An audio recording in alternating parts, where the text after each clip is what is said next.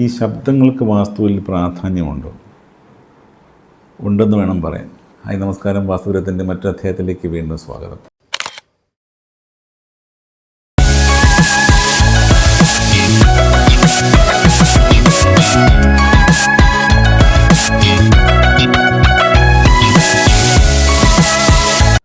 നമ്മൾ ഈ പഴയ ക്ഷേത്രങ്ങളൊക്കെ ശ്രദ്ധിച്ചു കഴിഞ്ഞാൽ ക്ഷേത്രത്തിലൂടെ ശബ്ദ തരംഗങ്ങൾ പോകുന്നതിനെ വളരെ കെയർഫുള്ളായിട്ട് ചില പ്രത്യേക ക്ഷേത്രങ്ങളിൽ സപ്തസ്വര മണ്ഡപം പോലുള്ള മണ്ഡപങ്ങൾ പോലും ക്രിയേറ്റ് ചെയ്തിട്ടുണ്ട്. ഈ പറഞ്ഞ നമ്മൾ പില്ലറിൽ തട്ടുമ്പോഴത്തേക്കും മ്യൂസിക് കേൾക്കുന്ന രീതിയിലുള്ള ശബ്ദം.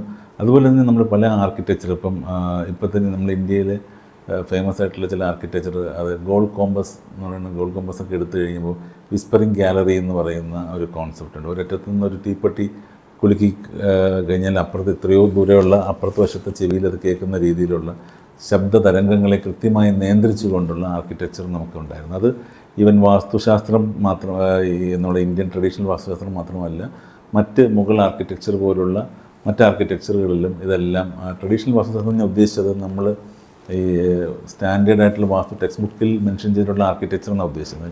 ഇന്ത്യയിലുണ്ടായിട്ടുള്ള എല്ലാ ടൈപ്പ് ആർക്കിടെക്ചറിനും അതിൻ്റേതായിട്ടുള്ള പ്രത്യേകതകളുണ്ട്. അപ്പം ഇങ്ങനെ സൗണ്ട് ട്രാവൽ എന്ന് ചെയ്യുന്നത്, അപ്പം വാസ്തുശാസ്ത്രം ശബ്ദത്തെ കാണുന്നത്, ഒരു വീട്ടിൽ നിങ്ങൾ കയറുന്നു വെച്ചോ, വീട്ടിൽ നിങ്ങൾ എക്കോ കേൾക്കുന്നെന്ന് വിചാരിച്ചോളൂ. എപ്പോൾ സംസാരിച്ചാലും എക്കോ കേൾക്കുന്ന ഒരു അവസ്ഥയാണെങ്കിൽ അതൊരു നല്ല ട്രെൻഡേ അല്ല. ഒരിക്കലും അങ്ങനെ വീട്ടിനുള്ളിൽ എക്കോ ഉണ്ടാവാൻ പാടില്ല. അപ്പോൾ വീട്ടിനുള്ളിൽ എക്കോ ഉണ്ടാവാതിരിക്കാൻ വേണ്ടിയിട്ട് നമുക്ക് വേണം പല രീതിയിലുള്ള സൊല്യൂഷൻസ് ഉണ്ട്. നമുക്ക് ഈ സൗണ്ട് അബ്സോർബ് ചെയ്യുന്ന രീതിയിലുള്ള പ്ലാൻസ് നമുക്ക് വയ്ക്കാം. അതുപോലെ വിൻഡ് കൈംസ് പോലെ സൗണ്ട് ഉണ്ടാകുന്ന ഈ നല്ല ശബ്ദ തരംഗങ്ങൾ സൃഷ്ടിക്കുന്ന രീതിയിലുള്ള തൂക്കിയിടുന്ന മണികൾ പോലുള്ള കാര്യങ്ങൾ, ഇങ്ങനെയുള്ള കാര്യങ്ങളൊക്കെ നമുക്ക് ഉപയോഗിക്കാവുന്നതാണ്. ഈ സൗണ്ടിൻ്റെ ട്രാവലിന് വളരെ പ്രാധാന്യമുണ്ട്. ഇപ്പോൾ അക്വസ്റ്റിക്സ് നമ്മൾ പറയുകയാണെങ്കിൽ, ഇപ്പോൾ ഇത് തിയേറ്ററിനെ സംബന്ധിച്ചുള്ള ഒരു ആർക്കിടെക്ചറാണെന്ന് വെച്ചോളൂ. ഇപ്പോൾ തിയേറ്ററിൽ ഏറ്റവും അതിൻ്റെ സ്വീറ്റ് സ്പോട്ട് എന്ന് പറയുന്നത്, ഏറ്റവും നല്ല രീതിയിൽ നിങ്ങൾക്ക് ശബ്ദം കിട്ടുന്ന സ്ഥലമെന്ന് പറയുന്നത് സെൻറ്ററാണ്. പണ്ടൊക്കെ നമ്മൾ തിയേറ്റർ ചെയ്തുകൊണ്ടിരുന്ന സമയത്ത് സെൻറ്ററിലൂടെ പടി കയറുകയും രണ്ട് വശത്തും സീറ്റിംഗ് ആയിട്ടാണ് ചെയ്തത്. ഇപ്പം അതും നിങ്ങൾക്ക് ശ്രദ്ധിച്ചാൽ അറിയാം, പുതിയതായി ഉണ്ടാകുന്ന തിയേറ്ററുകളിലെല്ലാം അതിനൊരു മാറ്റമുണ്ട്. സെൻട്രൽ സ്പേസിന് വളരെ നല്ല രീതിയിലാണ് ഇപ്പം അവിടെ ഇരിക്കുന്ന ആളിനാണ് ഏറ്റവും നന്നായിട്ട് ശബ്ദങ്ങൾ കേൾക്കാൻ പറ്റുന്നത്. അപ്പോൾ അതാണ് അതിൻ്റെ ഒരു ആർക്കിടെക്ചറൽ അക്വസ്റ്റിക്സ് എന്ന് പറയുന്നത്. അത് വാസ്തുശാസ്ത്രത്തിൽ വളരെ പ്രോമിനൻ്റായിട്ട് ഉപയോഗിച്ചിരുന്നു എന്ന് വേണം നമുക്ക് മനസ്സിലാക്കാൻ. ക്ഷേത്രങ്ങളുടെ കാര്യത്തിൽ ആണ് ഏറ്റവും കൂടുതൽ ശബ്ദം, അതിനകത്ത് കയറുന്ന ശബ്ദ തരംഗങ്ങൾ, നാമജപങ്ങൾ വന്നാൽ ഒരറ്റത്തിരുന്ന് ചെറുതായിട്ട് ചെറിയ ശബ്ദത്തിൽ നാമം ജപിച്ചാൽ പോലും ആ പ്രതലം, ആ പരിസരം മൊത്തം കേൾക്കുന്ന രീതിയിലുള്ള നാമജപ തരംഗങ്ങൾ സൃഷ്ടിക്കാൻ പറ്റുന്ന രീതിയിൽ ആർക്കിടെക്ചർ ഉണ്ടായിരുന്നു. അതുപോലെ വീട്ടിലും അങ്ങനെ ആയിരിക്കണം. നമുക്ക് വളരെ ചെറിയ രീതിയിൽ സംസാരിക്കാൻ പറ്റിക്കഴിഞ്ഞാൽ തന്നെ നമുക്ക് ആ രീതിയിലുള്ള ആ ശബ്ദത്തിന് ഇമ്പമേറിയ രീതിയിൽ ട്രാവൽ ചെയ്യാൻ പറ്റുന്ന, അത് വളരെ ശ്രദ്ധിച്ച് ചെയ്യേണ്ട ഒരു കാര്യമാണ് നമ്മൾ ഈ സൗണ്ട് എന്ന് പറയുന്നത്.